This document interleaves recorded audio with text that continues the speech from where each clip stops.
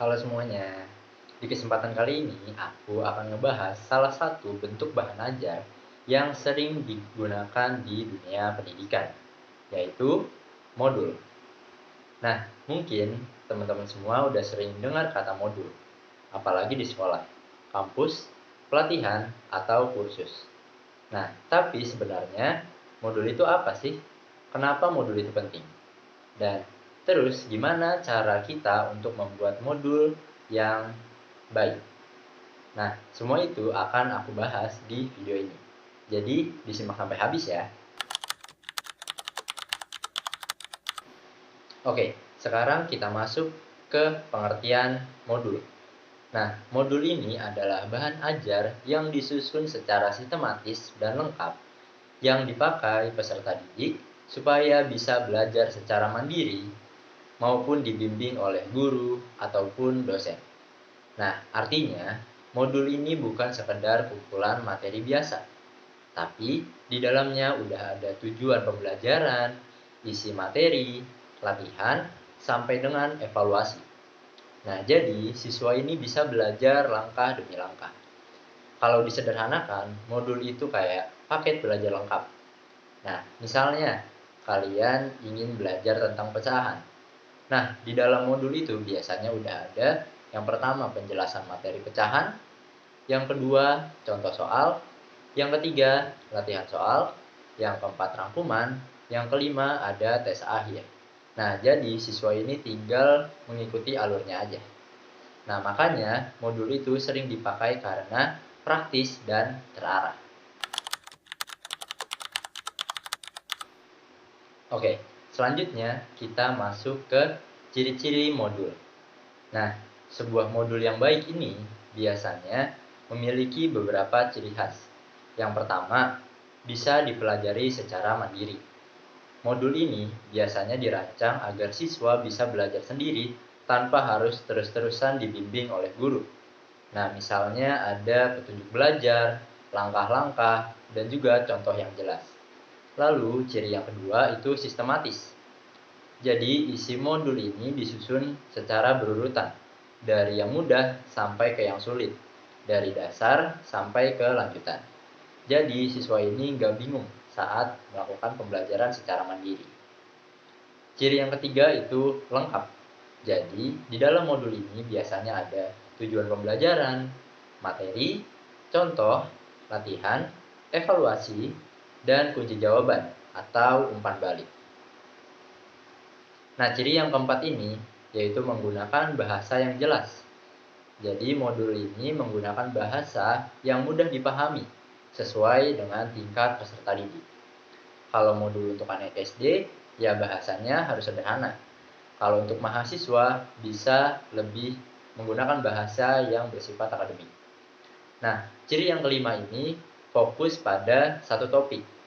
Nah, biasanya modul ini membahas satu kompetensi atau suatu pokok bahasan tertentu. Jadi, pembahasannya lebih fokus dan mendalam. Nah, sekarang kita akan membahas kenapa sih modul itu dipakai, apa tujuan dari modul tersebut.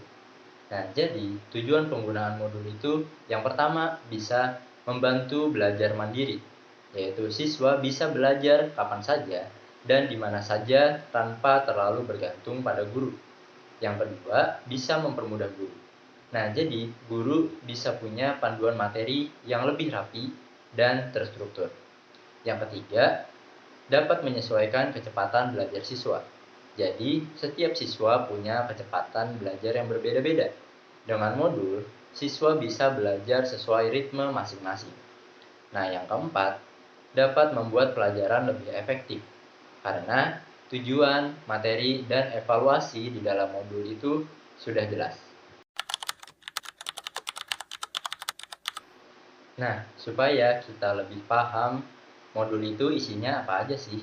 Sekarang kita akan membahas komponen modul.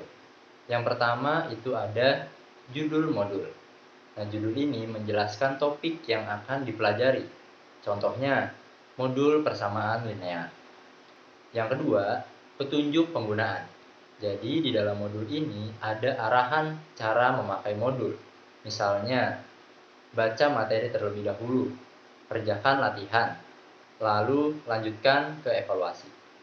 Nah, kompeten yang ketiga itu ada kompetensi atau tujuan pembelajaran.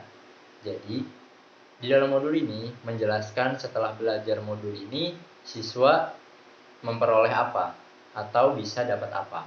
Nah, contohnya, siswa mampu menyelesaikan persamaan linear satu variabel. Komponen yang keempat itu ada materi pembelajaran. Jadi, bagian inti berisi penjelasan topik. Untuk komponen yang kelima itu ada contoh soal atau contoh kasus, agar siswa lebih paham penerapannya. Untuk komponen yang keenam itu ada latihan. Nah, latihan ini digunakan untuk mengukur pemahaman sementara. Komponen yang ketujuh itu evaluasi. Jadi, evaluasi ini merupakan tes akhir setelah seluruh materi dipelajari. Yang kedelapan, ada rangkuman yang berisi poin-poin penting dari materi. Yang kesembilan, ada daftar pustaka. Itu berisi sumber referensi yang dipakai untuk materi yang terdapat di dalam modul. Kalau misalkan kita disuruh membuat modul, gimana sih caranya? Nah, ini dia langkah-langkah sederhana untuk membuat modul. Yang pertama, tentukan tujuan pembelajaran. Jadi, tentukan dulu kita ingin menyampaikan materi apa dan kompetensinya akan seperti apa. Yang kedua, kenali peserta didik.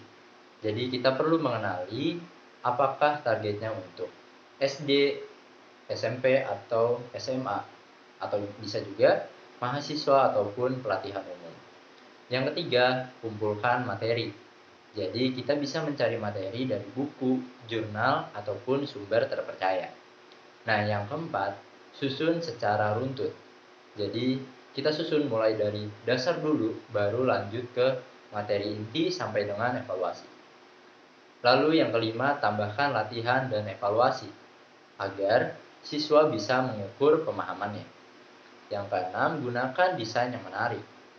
Nah, modul ini bisa diberi gambar, tabel, warna, ataupun ilustrasi supaya tidak membosankan. Yang ketujuh, uji coba dan revisi. Di tahap ini, kita cek dulu apakah modul ini mudah dipahami atau tidak. Selanjutnya, kita akan membahas kelebihan dan kekurangan modul. Jadi, setiap modul ini pasti punya kelebihan dan kekurangan. Nah, penting untuk kita memahami dua sisi ini agar dapat menggunakan modul dengan tepat. Untuk kelebihan modul, yang pertama, bisa digunakan untuk belajar mandiri. Salah satu keunggulan utama modul adalah siswa dapat belajar sendiri, tanpa harus selalu menunggu penjelasan guru. Karena di dalam modul ini biasanya sudah ada materi, contoh, latihan, dan petunjuk belajar.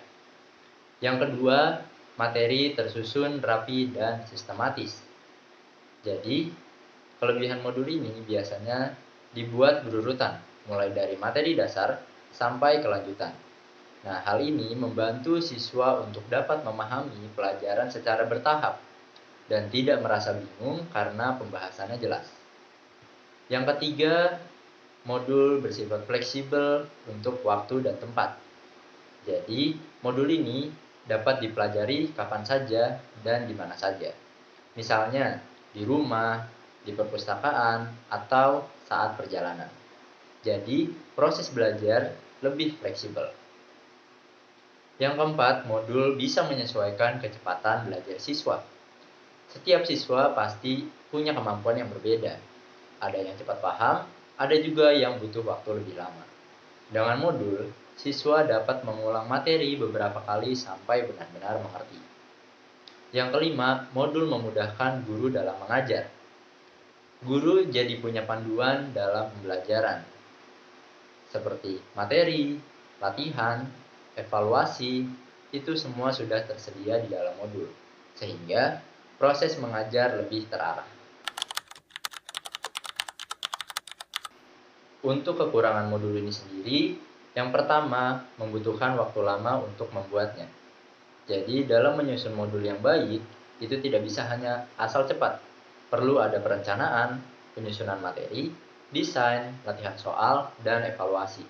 Jadi, guru atau penyusun modul perlu waktu dan tenaga yang cukup banyak. Yang kedua, jika tampilannya kurang menarik, siswa dapat dengan mudah bosan. Kalau modul hanya berisi tulisan panjang tanpa gambar, warna, atau contoh menarik, siswa bisa cepat bosan dan malas membaca. Karena itu, tampilan modul juga penting untuk diperhatikan. Yang ketiga, tidak semua siswa cocok belajar mandiri. Ada sebagian siswa yang lebih mudah paham kalau dijelaskan secara langsung oleh guru. Kalau hanya mengandalkan modul, mungkin beberapa siswa tetap kesulitan memahami materi tertentu. Yang keempat, materi bisa cepat ketinggalan zaman, terutama pada pelajaran yang terus berkembang, seperti teknologi atau ilmu pengetahuan. Kalau modul tidak diperbarui, isi materinya bisa jadi sudah tidak relevan. Yang kelima, butuh kemampuan membaca dan disiplin. Karena banyak digunakan secara mandiri, siswa perlu kemampuan belajar sendiri, rajin membaca, dan disiplin. Kalau tidak, modul akan jadi kurang maksimal manfaatnya. Jadi kesimpulannya, modul adalah bahan ajar yang disusun secara sistematis dan lengkap untuk membantu proses belajar secara mandiri maupun terbimbing. Modul punya peran penting karena membuat pembelajaran jadi lebih terarah, fleksibel, dan efektif. Semakin baik modul yang dibuat, maka semakin mudah juga peserta didik memahami materi. Oke, jadi itu dia pembahasan tentang modul. Semoga video ini dapat bermanfaat dan bisa menambah pemahaman kalian. Terima kasih sudah menonton dan sampai jumpa di video berikutnya.